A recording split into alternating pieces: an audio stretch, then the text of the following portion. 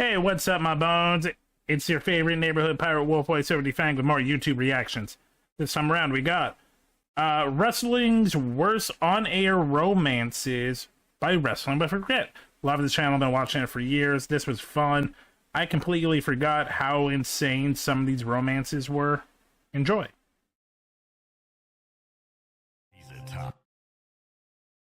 So, well, this is wrestling. So, wrestling, if you don't know, is part sport, part theater. And they have storylines. And one of the ones they like doing, because it's one of the easiest to write, is romance. Betrayal, fighting for love, fighting to get love back. Some of them work, some of them don't work. Top-rated radio personality.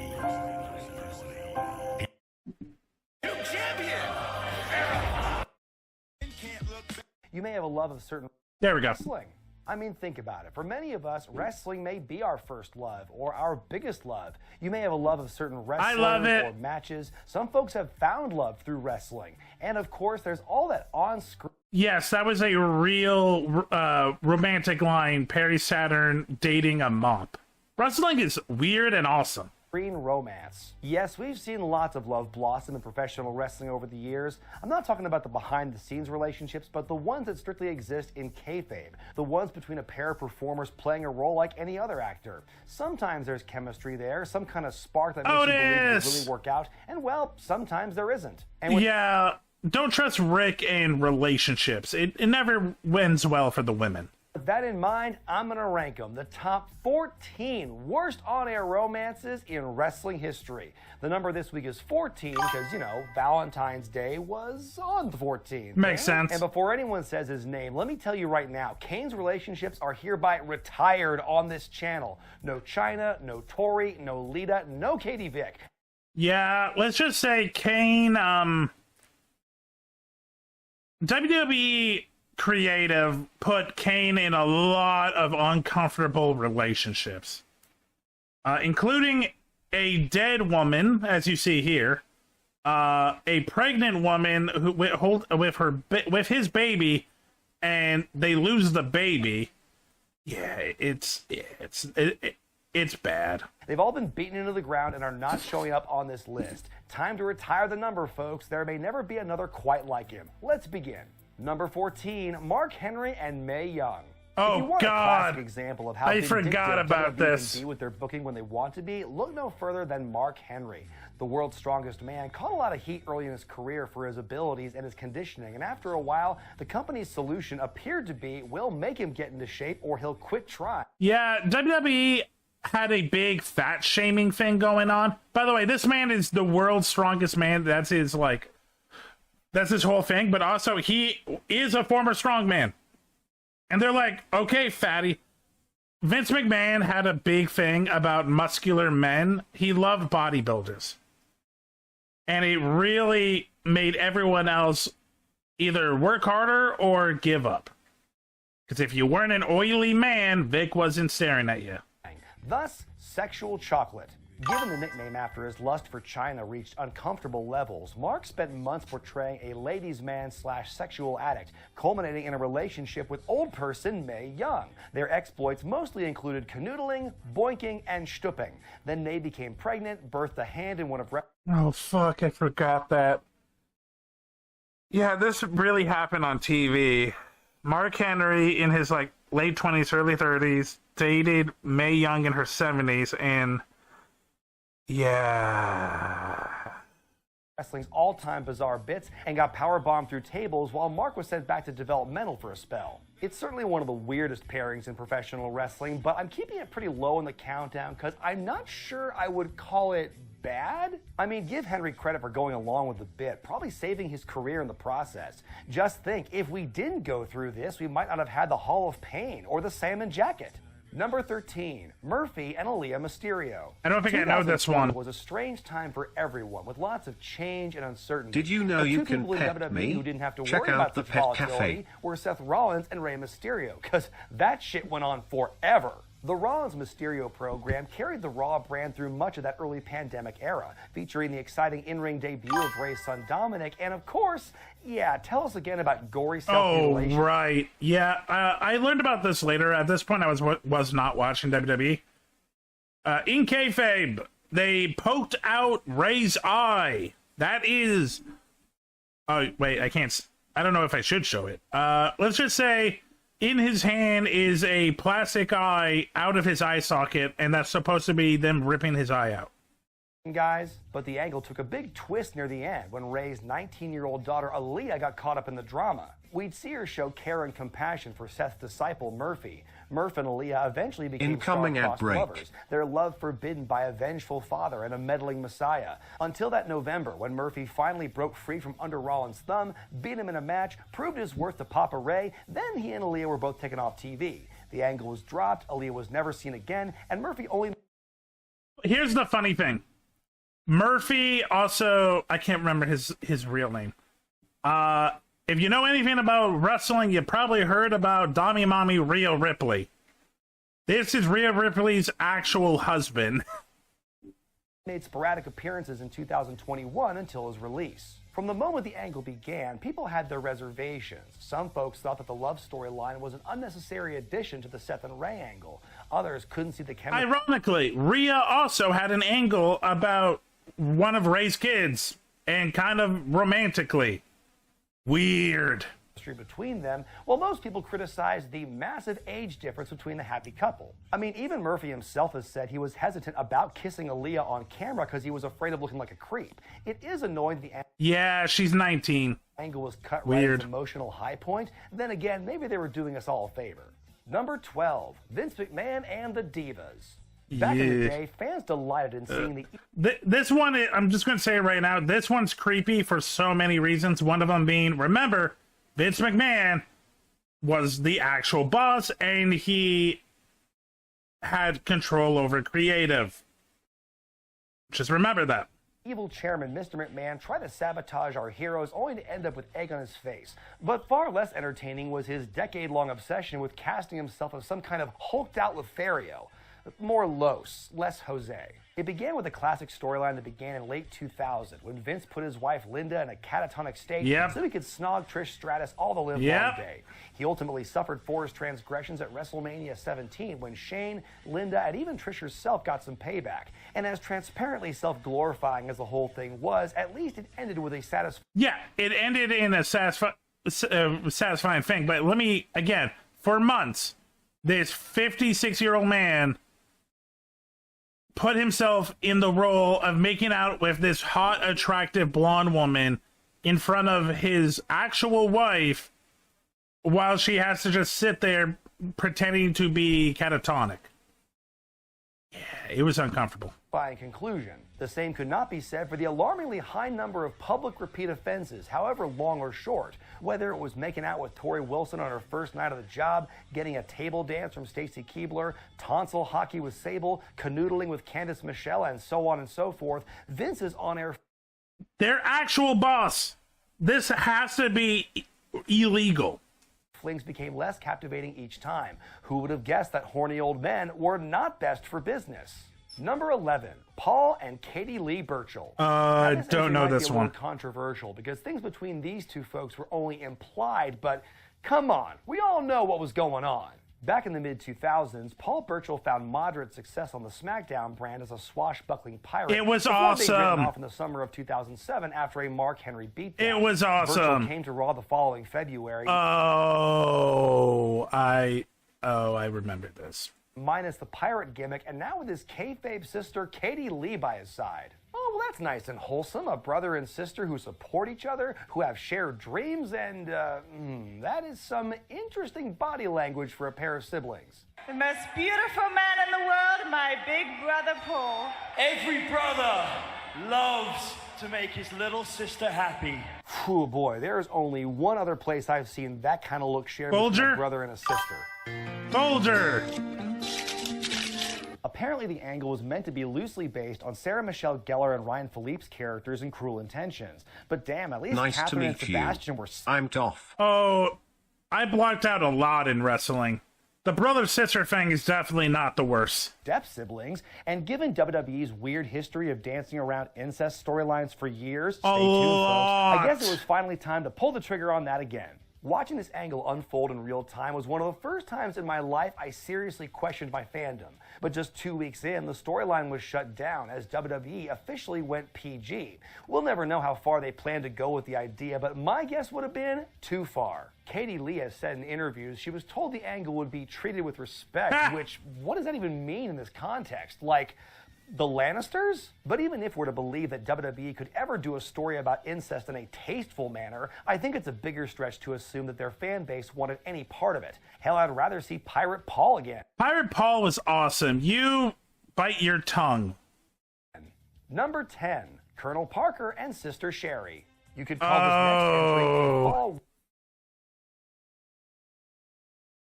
I'm hoping this isn't the one I'm thinking it is.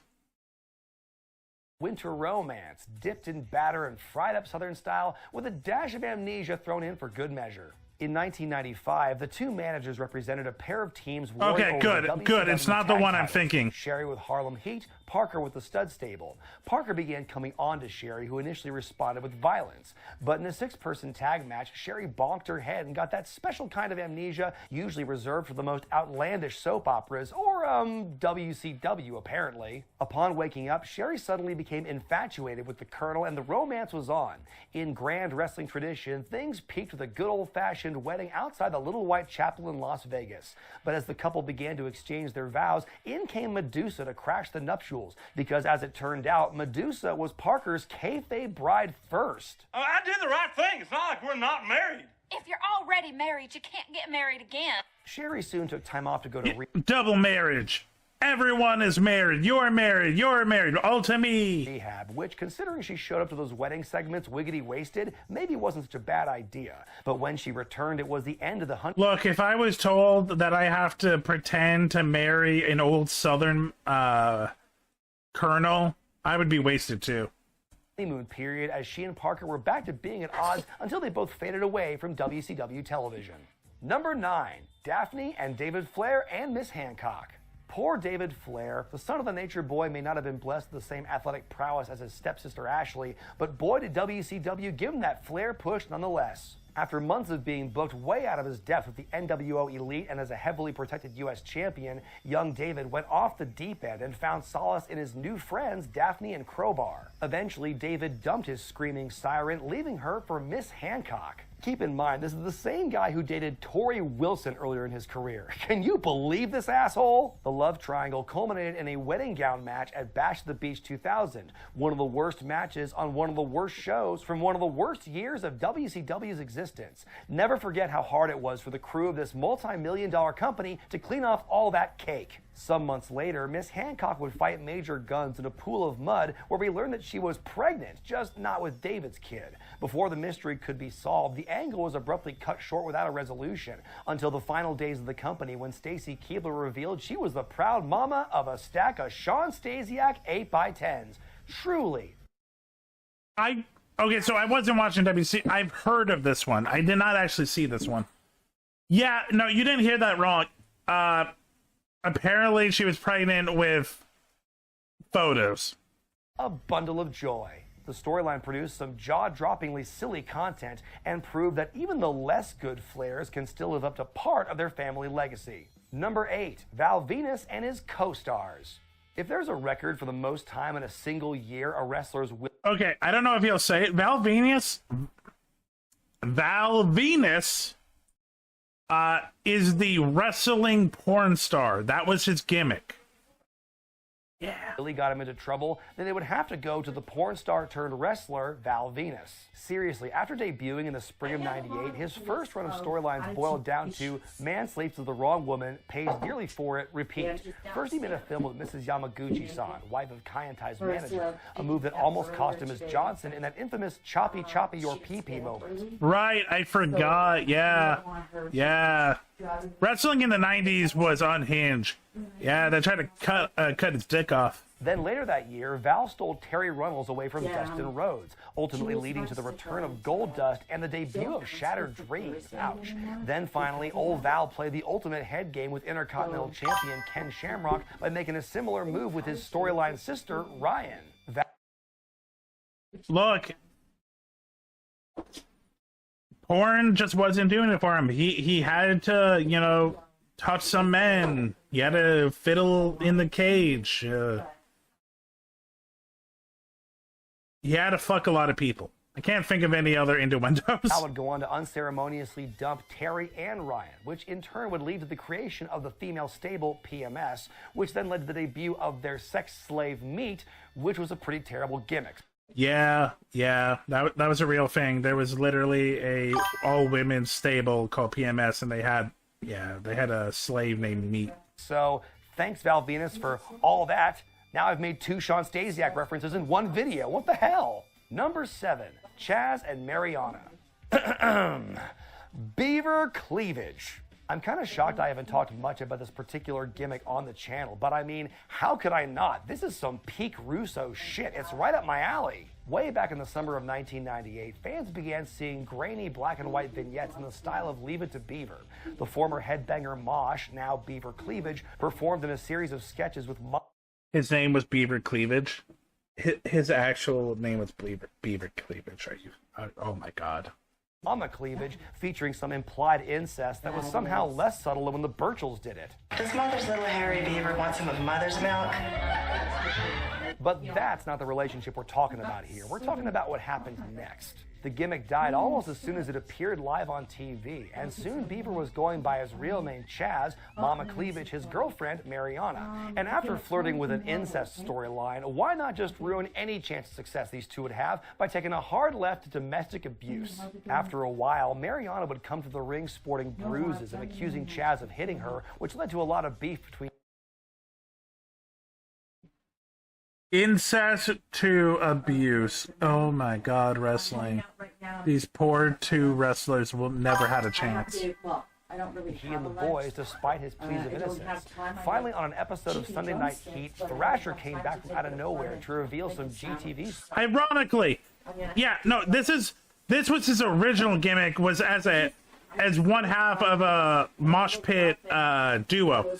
He went from that to incest to abuse. This wrestler had terrible luck. Finally, on an episode of Sunday Night Heat, Thrasher came back from out of nowhere to reveal some GTV footage of Mariana applying makeup to make it look like she had gotten beaten up, and justice was served. Then Mariana was taken off TV, the headbangers reunited, and this crap was never mentioned again. Boy, after an incest angle and an abuse angle, I'm kind of surprised Chaz and Mariana avoided the hat trick and weren't saddled with an abortion storyline as well. Number 6, Edge and Vicky Guerrero. Edge had already used romance in the past to further elevate his career, but this time he took it a step further by seducing the widow of a beloved legend.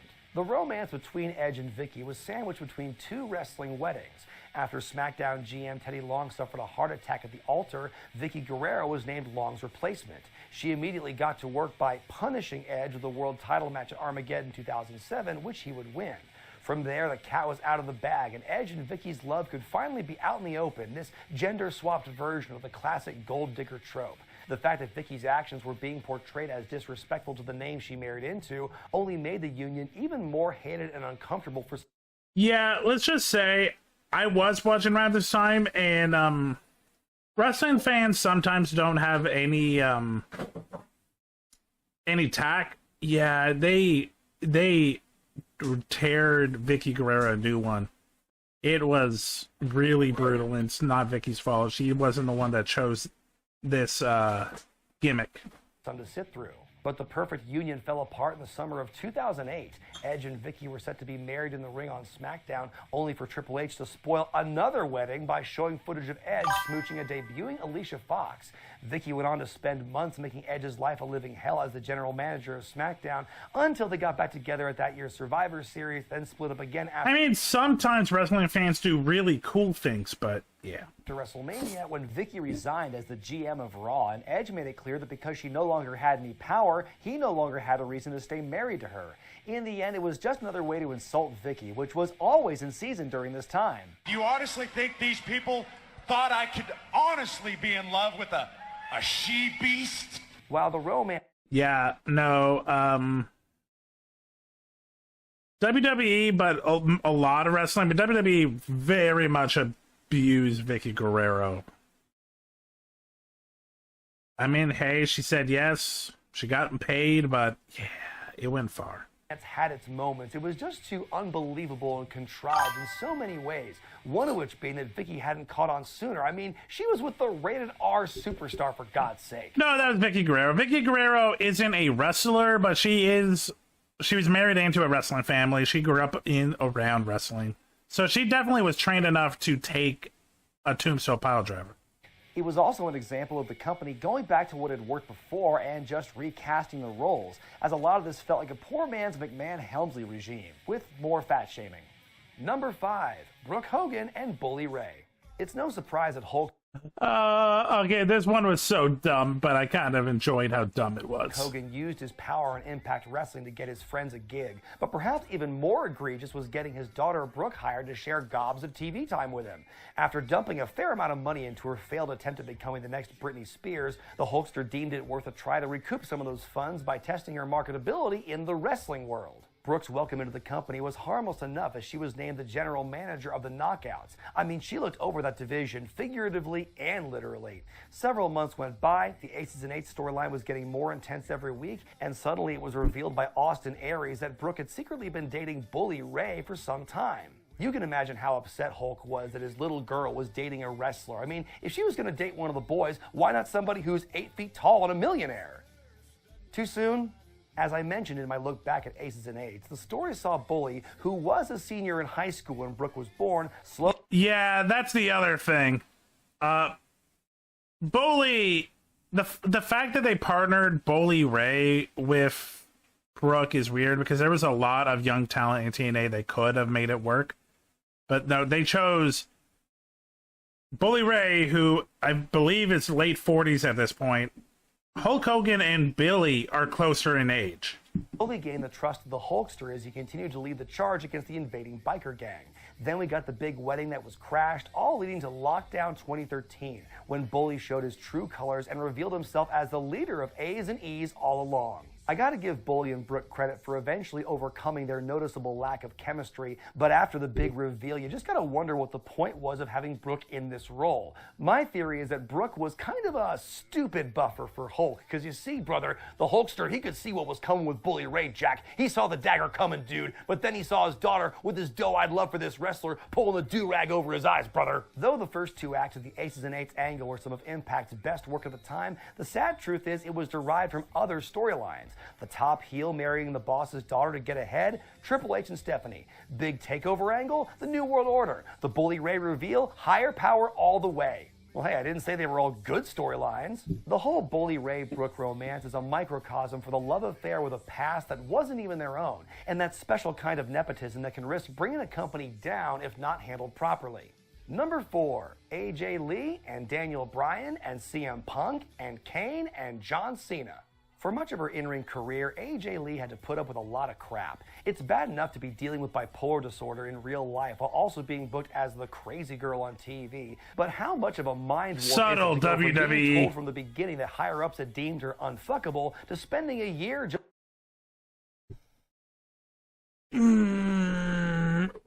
Heads up, I believe 99% of the time, the creative in WWE has always been older white men.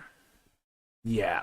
swapping boyfriends. AJ first hitched her wagon to Daniel Bryan, which led to a lot of memorable moments between them, some entertaining, some a little hard to watch. Her kiss sealed Daniel's fate at WrestleMania 28 in that infamous 18-second match with Sheamus, causing D-Bry to dump her. As the crazy gimmick began to settle in, AJ would pursue CM Punk and even Kane briefly to get into Bryan. 1 second. Crazy gimmick began to settle in. AJ would Actually married. From what I've been told, they're actually a very cute couple and like it's very sweet. pursues CM Punk and even Kane briefly to get into Bryan's head as the three were feuding over the WWE Championship. By Money in the Bank 2012, a bizarre unrequited love triangle between Bryan, AJ, and Punk overshadowed anything having to do with the title, which is too bad because how do you screw up a championship feud between CM Punk and Daniel Bryan? Pretty bad. Side note, the irony of CM Punk rejecting AJ here, knowing how they turn out in the future, mwah! AJ and Bryan got back together and were raring to get married. I mean, it ends well for Daniel Bryan. He marries one of the Bellas. They got kids. They're cute. On Raw 1000, but before the happy couple could make it official, Mr. McMahon offered AJ the role of general manager for reasons, and she accepted, leaving Daniel at the altar in the process. Ah, yes, the GM era of AJ's run. She had the gig from late July to mid-October. By the way, this is one of the women that really helped promote women's wrestling in WWE. For decades, women's wrestling was not treated as on the same level as the men. AJ and Paige were some of the early ones that really helped push it. And you can definitely tell that they are still trying to push back women. But aside from putting Daniel and Kane in anger management class, I'd be hard-pressed to tell you any other notable positives about her time in charge, but that's for a whole other video. Anyway, this clearly memorable run was cut short after it was alleged in storyline that Lee was fraternizing with John Cena. But I mean, hey, who doesn't want a piece of the Peacemaker? Lee resigned from her post and tried pursuing Cena further, who resisted her charms. Finally, she landed on Dolph Ziggler as her ultimate beau. It was a long and at times agonizing journey to get to this point, but at least AJ's pot at the end of the rainbow was a then record Divas Championship reign. Number 3, Dawn Marie and Al Wilson. This one feels familiar. Didn't I talk about this one recently? John Cena is pretty... Look, say what you want about his career in wrestling. Apparently, he's a pretty good dude. Little strict, but good dude. Yep, that's the one. Sorry, not much new. Okay, that is a video that I'm absolutely going to have to show you guys at some point. I'm going to put that on the list. Insight to add this time around. And I'm kind of surprised that there wasn't more overlap between the two countdowns, if I'm being honest. Number 2, John Cena, Eve, and Zack Ryder. It's no secret that I'm a big fan of Matt Cardona and his current run in Game Changer Wrestling. I think like 3 of my last 4 videos have made some kind of reference to him, but that was not my intention. It just feels like he's kind of relevant at the moment. Cardona is undergoing a career renaissance as the anti-hardcore, pro-WWE style veteran who... This video came out 5 years ago. At this point, I believe Matt Cardona is back in WWE. Defies everything GCW stands for and appears to be having the time of his life doing it. He's finally getting a chance to let his creativity shine, a far cry from how things used to be in his career. Despite getting next to no TV time, Zack Ryder's popularity in WWE was at an all-time high in 2011. I forgot that he had a QR code underwear. Thanks to his popular YouTube series, Z True Long Island Story. The man had gotten himself over, something he and his colleagues were repeatedly told they had to do to make it in wrestling, and he was swiftly punished for it. Along with finally claiming the U.S. title at Armageddon, Zack was also in an on-air relationship with Eve Torres, but then came in a very spooky return to TV. Okay, I know I said earlier I was done talking about Kane's relationships, but these ones don't count, right? I mean, he's a side character in these ones at best. Kane stalked and repeatedly beat the hell out of Ryder, who it's worth pointing out was originally meant to be a perfectly capable wrestler.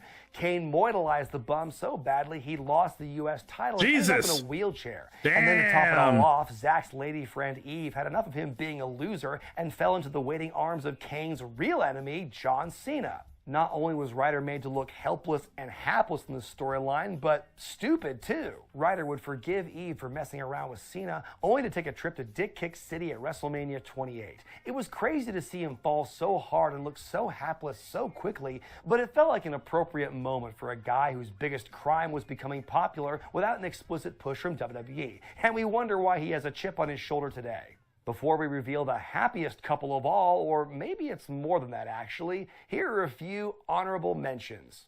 The Rock and Trish Stratus. Hall of Famer Trish Stratus was paired up with a lot of different men in her career, both in platonic roles and romantic ones. But of all the guys she shared screen time with, I think The Rock was the one I just couldn't get behind. I mean, it makes sense on paper. The Rock and Trish were the biggest male and female stars in WWE by late 2001. And what else do you get when you put two huge stars together aside from the ultimate power couple? Well, for starters, ever since breaking away from the Nation and then later the Corporation, The Rock was never the sort of act that played well with others. By the time he turned face in '99, the Great One was simply on a different stratosphere, no pun intended, from everyone else, that the idea of him in any kind of relationship felt like a betrayal to his brand, even if he talked about poontang pie every week.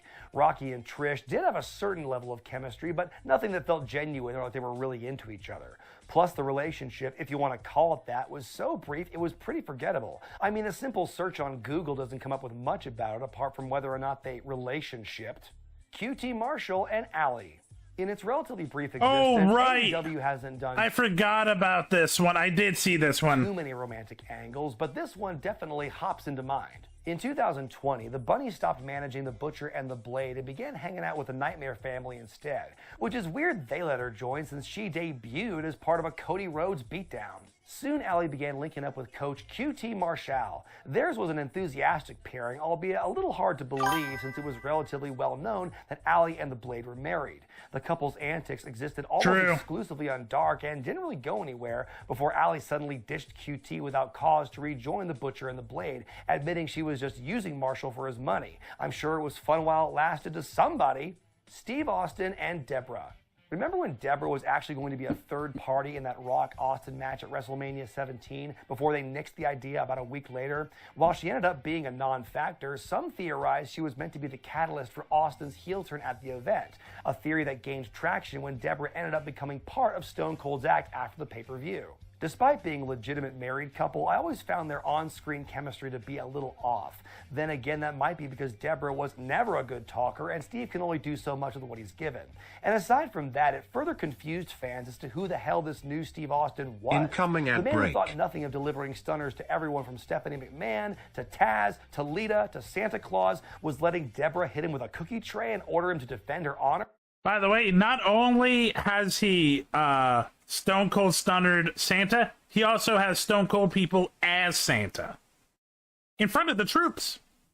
Austin's supposed to be incapable of love. The only thing that could warm his icy veins is a case of Steve Weisers. And to make things even stranger, the post-Survivor Series 2001 reset saw Austin go back to good old Stone Cold and Deborah written off TV entirely. For someone who was supposedly so important to Austin's character development and storyline, it was very strange that this on-air relationship suddenly evaporated the way it did. Seth Rollins and Becky Lynch. Now, separately, Seth and Becky are two of the most entertaining, dynamic performers in all of WWE. But together, The year was 2019. Becky Lynch was riding high off an incredibly successful run, which included main eventing WrestleMania 35. Her real-life husband, Seth Rollins, had just beat Brock Lesnar in the Mania opener to win the Universal title. Both were in need of a landmark storyline as the new champions, but who would have guessed they would have found it in each other? Mr. freaking Rollins was challenged for his title by Baron Corbin, so right off the bat, things were dicey. But when Lacey Evans was suddenly brought in to try and help Corbin win, that drew the ire of her recent rival in Lynch. The two storylines briefly merged, which allowed the recent newlyweds to share some painfully awkward screen time with each other. Again, from what I've seen in interviews, these two actually have real charm and real love for each other, which makes them on air relationship even worse. Bex, tell him I'm not impulsive. The couple won their winner-take-all Wow, match that's with Extreme bad. Rules, which did neither That of them is any so favors, bad. Then stopped interacting on screen entirely almost immediately afterward, a la Stone Cold and Deborah. But let's see Deborah take the end of days, huh? And my pick for the worst on-air romance in wrestling is Lana and anyone not named Rusev. WWE is the land of opportunity, sunshine, and rainbows. The place where dreams come true, where the goal is to make the audience walk away from every show with a big, bright, shining smile on their faces. And when you see the lengths this company went to humiliate a happy couple in the name of content, God, doesn't it just make you want to grin? Yeah. Yeah, so these two are actually married. and they still are, from what I've been told, or from what I know. And they were introduced as a couple. WWE really loved to fuck with these two. Many years ago, CJ Perry and Miro met at the WWE Performance Center, started a relationship, and fell in love. They worked on screen together as Lana the Ravishing Russian and her charge, the Bulgarian brute Rusev. And for a while, everything seemed hunky-dory.